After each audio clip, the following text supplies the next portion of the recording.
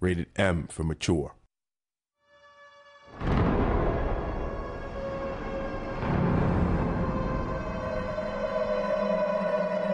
Time stops.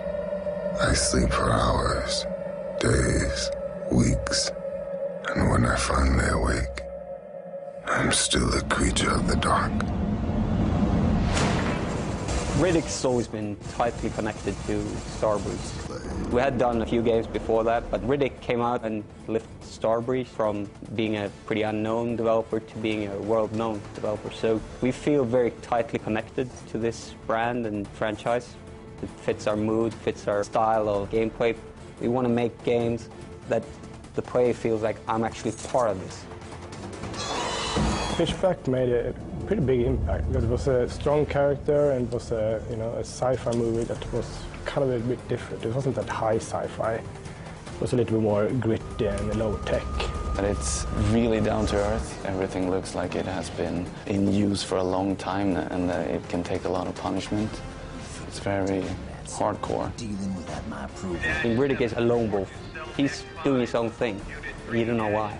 And that's kind of intriguing. I think that's something that most players want to know more about, but we haven't told more about it. We had this unique blend with stealth, action, storytelling, a little RPG even. It was an emotional roller coaster. Suddenly you had a weapon, you was running around, gunning everyone, and then you got caught, and then you're back trying to sneak around, and I gotta get a weapon again.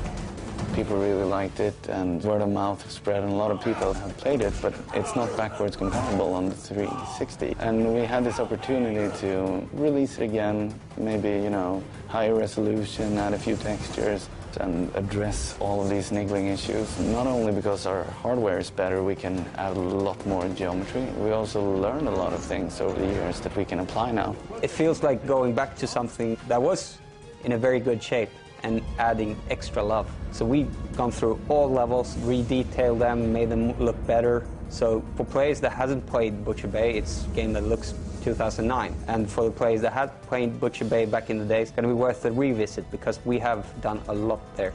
We first thought about extending the Butcher Bay campaign a bit more, but then realized that that would feel tacked on, so we started instead with a small chapter at the end, just a few levels. As the project progressed, we felt that we want to add more to this. Then we were up to 3-4 hours playtime, and we felt that we need more. We need more again. Luckily, we hadn't recorded story, we hadn't cast characters for the roles, so we were pretty free to expand the story and jam in more content there. The Dark Athena took off from there and became something really, really big. We see Dark Athena as a next chapter in the saga about Riddick. We have built upon the last game, of course. Everything that we have worked on for Athena, every AI improvement, the Riddick character, movement, navigation, everything, it's really, really impressive. Seeing all these things that we've learned over the years and tying that into a cohesive whole not only strengthens the old game, but we have this new game that's really cool. That's really exciting.